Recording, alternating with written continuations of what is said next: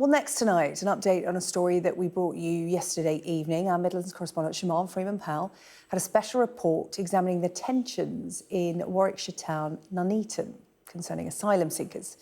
During the course of her report, an interview that she was carrying out with a local businessman, Zahin, was interrupted by two women shouting and swearing. Let's just remind you of what unfolded.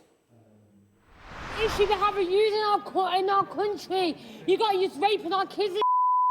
Save our kids! This is our country. How about becoming your country and do that in your kids? Never going to happen. Never going to happen, mate. We won't do that. When we become your country, do that to your kids. We're going to head beheaded. You know, these are our children. No, mate. What are you teaching them kids? You're mouthing all right, no. Go on, say something about my kids. Go on. The camera's rolling. I don't care. Just relax. Now, the gentleman involved there, Zahin, who was speaking to Shamaan Freeman-Powell, didn't himself want to report that or press charges or get the police involved. But tonight, Warwickshire Police say that they are going to investigate that incident you saw there. Let's speak to Shamaan, who is back in Nuneaton tonight, gauging reaction to her report. Shamaan, it got a lot of reaction, your report, because it summed up what is going on in the UK at the moment in towns and cities like Nuneaton. You explored a whole range of views. What's been the reaction there today to last night's report?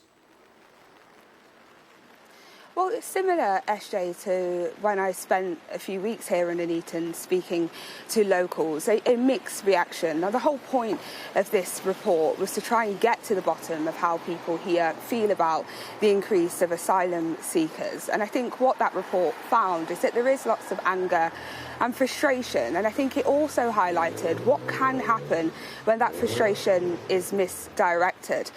And it's now become the subject of many other news organisations picking up the story. So I was keen to come back to Nuneaton and find out how locals felt about it. This is what they told me. I think it's just the same in every town, to be honest. I think it's just a global problem, not just a British problem. I think it's everywhere.